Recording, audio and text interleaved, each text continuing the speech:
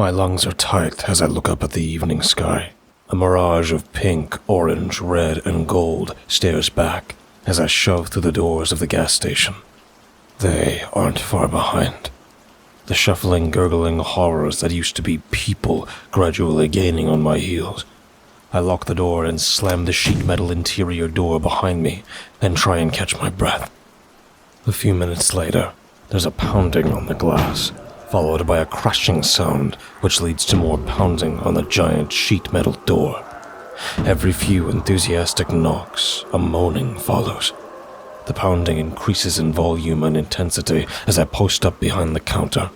12 shells and maybe a mag and a half are all that stands between me and them. My face feels hot, and I'm still struggling to catch my breath, watching the metal flex and bend with each knock. I sit for a solid 2 minutes with my Remington trained on the door. The knocks fade, but the moaning stays. I hear shuffling coming from one of the back rooms, and my heart begins to pick up again. I forgot to clear the building. The synapses are still firing in my brain as I try and formulate a plan. I'm shoved from side to side and spin to face the threat. She's too close to use my gun, already tearing it out of my hands and reaching for my face. I shove her away as her jaws snap shut and kick her into a shelf. She falls sloppily to the ground.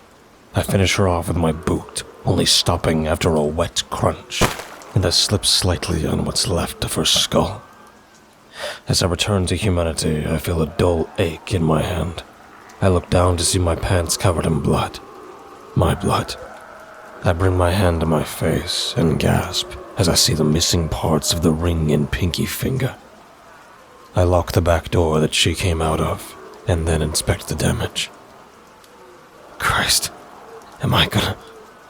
No, the blood is still red. My blood is still red. I whip out my knife, rip my belt off, and cut the top off a beer from the alcohol fridge. I grab one of the metal pieces from the top of an aisle and wrap the belt around my wrist, cinching the makeshift tourniquet. I light the top of the can and begin pounding the beer. I get lucky and find the first aid kit, which is about to make the next few minutes a whole lot easier. I clean the knife with iodine and flame. I finish the beer with one quick motion, and I use the knife to cut off the infected fingers at the knuckle. Dump the iodine onto the fresh wounds and stick the stumps onto the superheated metal. I smell it before I feel it. Then the pain sets in. Jesus Christ. A few minutes and 3 beers later, I've managed to stop the bleeding and fully cauterize the wound, along with wrapping it with bandages. There's no painkillers, and my hand hurts like hell, but I still have to check the rest of the building. As I clear, I check for more than just them. I check for holes in the wall or the roof, unlocked doors, or anything that would lead to them getting inside. I come to the realization that I'm going to have to spend the night. It's a good thing that nobody in the group is wounded or sick, or I'd have to risk it. After finding solace, barricading myself in the break room, I roll out my mats and let fitful sleep take me. I'm back in my apartment. My capstone has been turning me upside down and keeping me up into the early hours of the morning. I'm almost out of here. Just have to slug through the rest. It's a Thursday, and with the final touches being applied, I should be done by tomorrow, and then kiss my senior year goodbye. As I begin on my conclusion, I hear a knock at the door and see a mop of blonde hair appear in the frame. Brantley. The rest of his shorter but stockier frame fits into the doorway. I don't mind the company. A charming and funny individual, popular with the ladies. Running wingman more times than I can count, he's certainly aided in my plights with our feminine counterparts. Hey dude, haven't seen you around recently. What are you doing tonight? The ex-wrestler asks, massaging my shoulders. I've never been the touchy-feely person, but he does manage to dig out a knot in my neck that has been killing me recently. We've been roommates for all of 4 years of school, originally being thrown together as freshmen and then sticking together through our tenure, bonding over athletics and beer, making a sort of friendship that was foreign to me. I gotta finish this, bro. I'm almost done. I said, attempting to shrug him off. Yeah, but that teacher is chill, and it ain't even till next week. You got plenty of time? He says, as he finally releases his grip and slaps me on the back. Oh, well, I don't exactly have a 4.0. I'll be lucky to even graduate on time. Taking my glasses off and pinching the bridge of my nose. Come on. Sadie wants to hang out. She's got him bring Nicole. Apparently you made quite the first impression. She's been asking about you. A grin split his face. He can tell he has my interest piqued. Fine, I say. Bryant chuckles after he knows he's sold me. First we gotta hit the gym and shower up. I gaze at the sunset, one that's striking against the hillside. This place always had pretty sunsets. I'm currently waiting on Brantley to return from the ABC store, getting wine and such for after dinner. I've stayed behind to tidy up the apartment for our hopeful guests. My thoughts are interrupted as the door bursts open. Hey, dude. Hey, we gotta go, man. Brantley said, out of breath, as he rushed back to his room, appearing a minute later with his cig. Grab yours. I'll explain in the car. 5 minutes later, and we're speeding down the street. Bradley hasn't said anything, but judging by the high needle on the speedometer and the profuse sweat drenching his face, something terribly wrong is happening. Dude, what the... I see it. The fires, the people running and screaming, others chasing. Time seems to slow down as two cars plow into each other on the intersection. I watch a man emerge from the crumpled husk of his Acura, his face caked in blood. A second later, he is tackled by two men, who then proceed to disembowel him in front of us. Before I can say anything, we're already driving past. I catch a glimpse of one of them as they lift their head from their feast, eyes yellow and glazed over, not a shred of humanity left.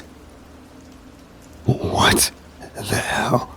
We're gonna get the girls, and then we're gonna go back to the apartment, Brantley said, calmly, as he takes his shaking hands to wipe his brow. My mom always applauded my ability to read the room, and I can tell that this plan is not up for discussion. I need you ready to go, he says, sparing a glance at me. I nod and pull out my pistol, checking the magazine and racking one in the chamber, trying to ease the tremors in my hand.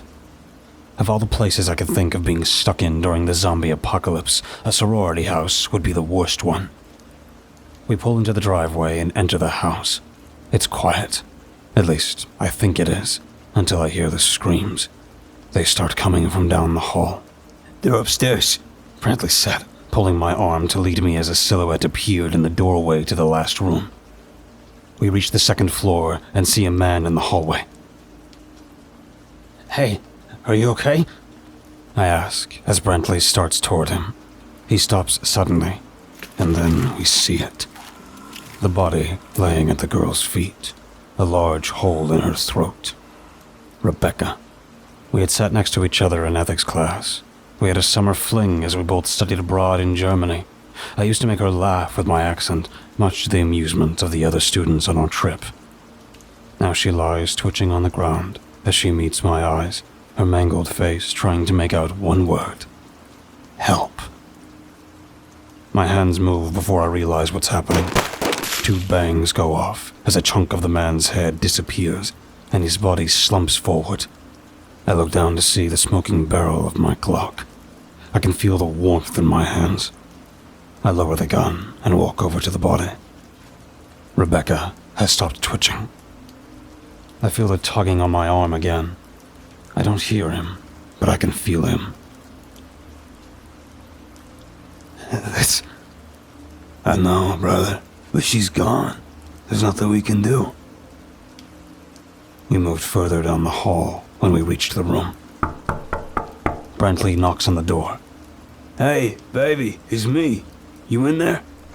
The door opens a minute later to a short blonde with tears streaming down her face. Behind her, a tall brunette holding a softball bat with murderous intent. Oh my God, she says, collapsing in his arms. I'm here, baby. We're gonna be okay.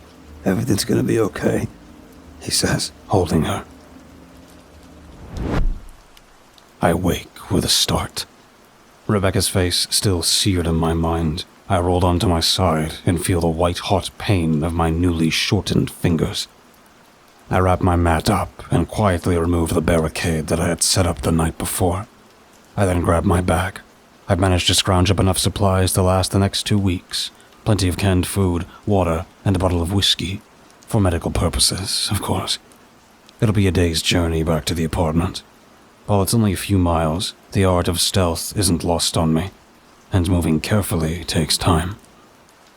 I use the roof access to take a gander on the outside. It looks relatively clear, with only a few of them walking along the road. I then spot my bike, maybe 500 feet away from the entrance. I use the back exit and circle to the front, being careful not to step on any broken glass or any other noisy objects that could attract unwanted attention. I then make a dead sprint towards my bike and quickly check for any damage from the day prior. Beside it, I see the headless corpse of one of them, which I had to dispatch using my shotgun after he caused a particularly nasty wipeout. I began my ride back to the apartment, using the back roads and trails while being careful to avoid the highway. When we selected our senior housing, we chose something a bit out of the way for our apartment, as living in the city would jack our rent up. That decision would lead to me repeatedly kicking myself for not pushing harder to live closer, as these supply runs would be much less of a pain in the ass.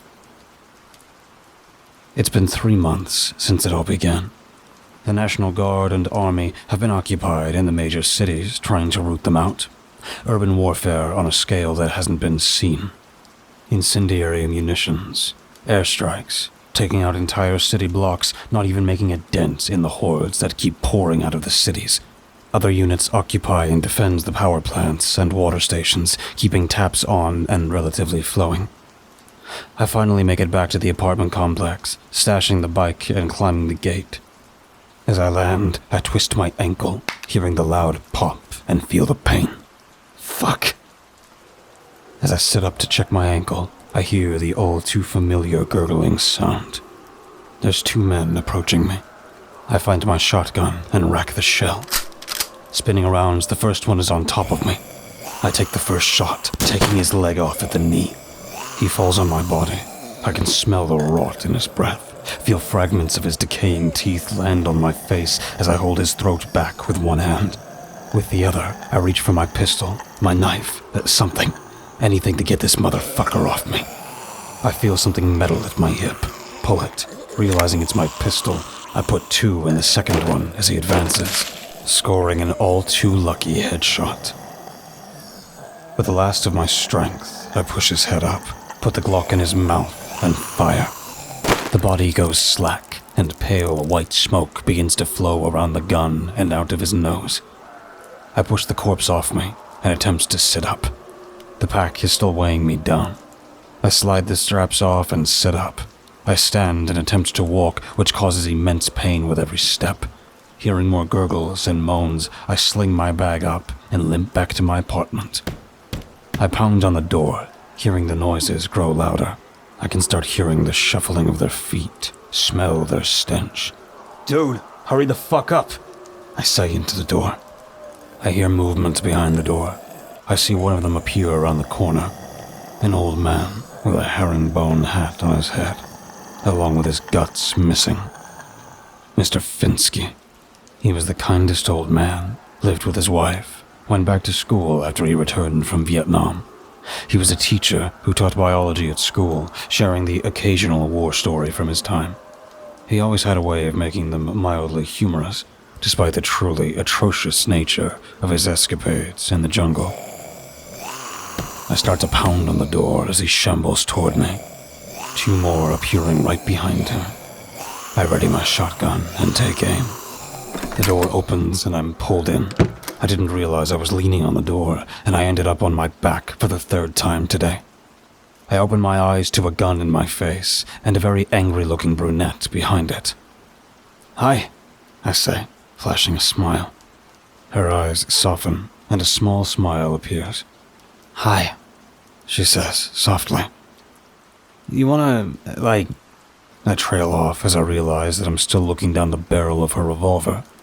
She sets the gun down and helps me to my feet. I wince in pain. Oh my gosh, are you okay? Yeah, Bro, it fucking reeks in here. What the... Dude! Bradley appears, almost tackling me. We thought you bought it. Oh, thank Christ. What took you so long? The supermarket was bad yesterday. I had to go to the further one, which took a little bit longer. Dude, you scared the shit out of us. Nicole was about to go out and look for you. I spot her in the corner of my eye. Her cheeks turned bright red at the very clear exaggeration, but the sentiment felt good. I don't know if I got enough stuff. I packed what I could carry, I say, trying to take my mind off the pain. It's all good, bro. Go clean off. I'll sort the stuff. I reach the bathroom and look in the mirror. I was quite the sight. My face covered in blood, bits of brains and viscera in my hair. Then it all comes crashing down. A mix of the pain, the smell, and the adrenaline forces me to my knees and over the toilet. After I clean off, I had Nicole check the wounds. Sadie watches attentively and takes notes as Nicole works. We couldn't have had a better pair living with us. Nicole being an ER nurse and Sadie still being in pre-med. They both worked diligently to keep us healthy. She manages to bandage my ankle, which is the most immediate concern, as it would be highly inconvenient if someone couldn't walk during the apocalypse. She then checks my fingers and gasps at the wounds. While the wounds have been cauterized, there is still a high risk of infection. Brantley holds me down as Nicole cleans. The only thing preventing me from clocking her in the face is Bradley's excellent grappling skills and the fact that I have a huge crush on her. I'm then relegated to 8 hours of rest for my heroics. I'm taken back to a different memory. The second week. Much of the neighborhood was still alive at that point, with many of us holding strong inside our homes. As terrifying as the first few days were, we've managed. Carefully compiling our resources and going outside only when necessary. I strap my pack onto my shoulders and do a last-minute check on my equipment. You really don't have to do this. Not alone, at least, Sadie says. Yeah, dude, I'm sure they're fine, bro. It's just not a good idea to go out there right now. Brantley says behind her. You heard the call, man. I have to go get them, I say, turning towards the door. I felt his hand on my shoulder. Just come back. While it would normally take an hour to get home, it takes 3 because of the blockage of the highway. Hundreds of cars clog the road out of town and across the country end to end, forcing me to take the back roads. My mind keeps drifting back to the last phone call I had. The panicked voice of my mom, my dad shuffling into the background, the moving of furniture, my little sister softly sobbing. Mom, what's going on? I feel my blood pounding in my ears. Bill, I'm warning you. I can hear my dad scream. A second later, a gunshot rings out. I hear my sister screaming. It's dead silent for 20 seconds. Mom! Mom! I scream into my phone. Everybody comes into the room. Baby, it's not safe out. We're okay. Please be safe. I hear. Mom, I'm going to come get y'all. You can come stay with us, I say. Max, can you hear me? I hear my dad's voice. Dad, what's happening? Bill was one of them. He was trying to get into the house. There's another long silence. Max, do not come back. It isn't safe. I hear my dad say. Dad, I'm coming back. We can figure something out, but it's better to stay together. Before he can say anything, the line goes dead. Dad! I try calling them back, but it goes straight to voicemail. My mind has been firmly made up. Despite the long distance, I know the roads like the back of my hand, and before too long, I manage to reach the house. I carefully check the fuel tank to my car, seeing that it is still a little more than halfway full. That'll work. I walk up to the front steps, making sure not to step on Bill's headless body. I knock on the door. Hey, it's me. After a moment, my dad opens the door, a blank look plastered on his face. Dark circles ring his eyes. What are you doing here? He rasps. I came to get y'all. You ready to leave? He gives me a sad smile. Where's Mom? Where's Emmy? He looks down and shakes his head. I shove past him and into the house. "Son," he calls after me. Emmy? Mom? Get your bags packed. We're leaving. I started towards her bedroom. "Son, you gotta stop." I feel my dad's hand on my shoulder. What are you... we have to leave. Get your stuff. I opens the door to the bedroom and see them. They look like they're asleep. Two figures laying in bed side by side under a thick white sheet. "Son," I turn to face him. For the first time, he looks fragile. His shoulders slump, his eyes down, his hands shaking. "Dad, what happened?" What did you do? I grabbed him. "Bill bit Emmy. Emmy bit your mom, Max. I'm sorry, son," he says. His face inches from mine. I let him go. Well, we gotta go. Come on. Grab your stuff. "I'm afraid not, son." As he says this, he rolls up his shirt to expose the large bite taken out of his tricep. How long ago? I asked. A great cold is growing through me. "Not long ago, but I can feel it. I don't have much time left." We're sitting on the porch, drinking whiskey. A cigarette dangles from his mouth. His eyes have turned yellow as his liver fails and the disease took hold. He's in his final minutes now. I stand up from the porch and unholster my pistol. I look at him one last time. "I love you, son." As he smiles and nods, the light of my life goes out with one determined bang. I wake up with a start and a splitting headache. Is it dehydration? Oh God, am I gonna change? You need to relax a little bit. We only have Tylenol, and seeing as how you took more than a few nasty spills during your trip, you're gonna feel it. I hear a voice from the door. I see Nicole standing in the hall. You know, you didn't have to do that. You could have just came back. We have enough stuff to last us the month, she says, walking to the side of the bed and taking a seat next to me. I suddenly became conscious that I'm only in my underwear. Oh, I just needed some fresh air. Flashing a smile that turns into a wince as I try and sit up. This isn't the first time that you've done it. If we're being completely honest, it's stupid and reckless, she says, leaning back in the chair. Well, thanks for the concern, Mom. I'll be more careful next time, I say, inspecting the bandages on the stumps that used to be my fingers. She pitches forward in her chair with a tight-lipped smile. I'm being serious. One of these days, you're not going to get so lucky. This makes me laugh a bit. Lucky, huh? I say, raising my hand. I can tell she's getting pissed, which is still not something I'm used to seeing. She's managed to keep her cool for the most part, and even in the stickiest situations, she's still come through relatively okay. To see her getting upset is strange. She takes a breath and takes my good hand. Look, all I'm saying is that you have people here who care about you. She squeezes it and then turns to leave.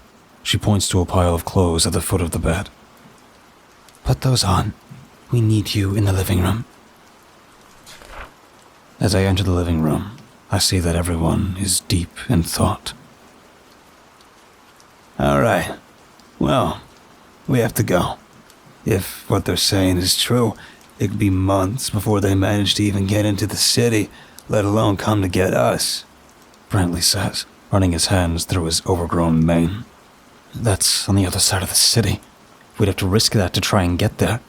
And it's going to be crawling with them. We'd have better luck going north and into the country, I say. While I was asleep, we had received a mass transmission that the army was going to make a push into the city, and after establishing a safe zone, there would be a 48-hour period for the survivors to be airlifted to a non-infected area. After that 48-hour window, a level 4 quarantine would be established, and incendiary munitions would be dropped on the city. They'd be entering in 3 days. Look, bro, I know you're from around there, but you gotta think. We gotta have access to resources, not to mention the fact that we would be even more isolated than we already are. Brantley continues. It's a fair point. Look, we don't have a whole lot of time, so if we're going to move, we need to do it now. Nicole said. Sadie, what do you think? Bradley says. I think both are good points, but we really should try and make it to the DMZ. Nicole is right. Whatever we decide on, we have to do it now. We settle on trying to make it to the DMZ, pack our things, and set off. As we get closer to the DMZ, we have to ditch the car. The roads were also becoming too crowded with police barricades and other obstacles that were taking longer to navigate around rather than just walking through them. It was also beginning to attract attention with us having to outrun and hide from 2 hordes. We've hunkered down in a small second-story apartment about half a mile away from the DMZ. We can see the trucks lined up, hear the gunshots as a few curious ones would wander too close to the soldiers. The noise carries on through the night. In the morning, we are woken by a roar and explosions. I open the window and look down. The street is filled with them. I feel the heat on my face, and I'm pushed back into the room by the force of another explosion. We gotta go, I yell, still trying to regain my hearing. We take the fire escape down the street and take the back alleys. We slowly but steadily make our way to the DMZ. We turn a corner to see a squad of heavily armed soldiers posted down the end of the alley. The alley is littered with bodies. Bradley throws his hands up as the soldiers raise their weapons. Don't shoot, he screams. One of the soldiers gasps in confusion. We're alive. We ain't one of them, he continues. They lower their weapons and wave us over. Holy shit, an older soldier says as he steps forward. Y'all are the first living people we've seen all day, he continues. A younger soldier appears behind him. Sergeant, we need to check for infection, he says to him. We'll do that. He turns to look at us. I'm Sergeant First Class Broderick, 101st. Morton. Yes, Sergeant. A voice from the back of the squad chirps. Take these people past the barricade and go check them for bites, he says. Roger, Sergeant. Please follow me, she says, motioning to us. Stevens, with me. As she taps a massive soldier on the shoulder, who turns from his post to bring up the rear. We need to check you for signs of infection. I'm going to take the ladies. Specialist Stevens over here is going to check the men. She looks at the ladies. Follow me. They round the corner, and we're left alone with the Goliath. You 2 are gonna need a strip, he says to us. Bro, Brantley says. It isn't a request, he says, his hand ever so slightly gripping the rifle. We do as we're told, and are then thoroughly checked by the soldier. Bradley cracks a joke as Stevens checks him. You come here often? Stevens lets out a deep chuckle, which puts us all at ease. What happened there? He says, motioning to my hand. Some invasive surgery, I say. How long ago was it? He says, stepping back. A week. He relaxes. Alright, you're both good. We're gonna wait here for the girls, he says, as we dress ourselves. Morton comes back around the corner with the others. Okay, check it. We're gonna... She's interrupted by gunshots and screams. We turn back to see the commotion. There's over 100 of them, crowding into the alleyway, crashing each other against the wall, all pushing towards us. The soldiers are shooting into the mob of former humans to little effect. One falls, and 2 take their place, like some kind of rotten, hungry wave. The first few soldiers are devoured. One screams and cries for his mother. One takes his own life using his service pistol. Broderick is among them, swinging his rifle like a battle axe to take one's head clean off and jamming his knife into the temple of another, but he too is overrun. The last thing we see of him is his hand pulling the grenade pin from his vest. We run to the main DMZ, but we aren't comforted by the sight. It's mayhem. Thousands of them swarm the site. The gates that held them back from getting in has collapsed, and they pour in. The soldiers are scattered. Some of them run to the helicopters, others forming small pockets of resistance, which are quickly overrun by the mobs. Morton looks at us. We're going to have to make a run for it. Stay behind me. We sprint towards the helicopter as its rotor starts to spin. While running, Morton aims and kills 2 of them, blocking the way to the tarmac, where we reach the second gate to the airfield. While opening the gate, we hear a scream and a tearing sound. I turn around to see Stevens on his hands and knees, bashing a woman's head in with his helmet. He turns to look at us. Half his face is missing. Run! He shouts as a man comes up behind him and takes a bite out of his neck. Sadie blows his brains out, but the damage is done, and Stevens collapses to the ground, holding his neck as 2 more fall on top of him. We get through the gate and make another run for the helicopter. The pilots spot us and hold the craft down. Sadie trips and falls hard. My brain doesn't understand what's happening as I see a little girl taking a large bite of her thigh. Brantley wheels and puts 2 in her head. He's then tackled from the back and his face is pushed into the ground. He screams as an old man bites into his back, and a purple-haired teenager takes his entire bicep off as he reaches for Sadie. I hear 2 shots, and my friends go still. I feel 2 pairs of hands tugging on my back and wheel around to see Nicole and Morton pulling me forward. We reach the helicopter. I push Morton and Nicole in. I then feel a sharp pain in my shoulder and see the large, missing piece. I spin around to punch the fat bastard. The piece of my shoulder flies out of his mouth. Without thinking, I run. I can hear Nicole screaming. I catch the final glimpse of her as the helicopter takes off. Thank God. I keep running. I can feel them on my heels, their breath, their smell, their gurgles. I see a gas station. I reach the doors. I choke out a laugh. Of course, this is where I go. I can't feel my arm. I collapse into the break room. I can feel it, working into my chest. I look at my shoulder. The blood has turned black. I see a mirror. My eyes have turned yellow. Then, I really start to feel it. The hunger, the cold. I draw my pistol and place it under my chin. Lucky.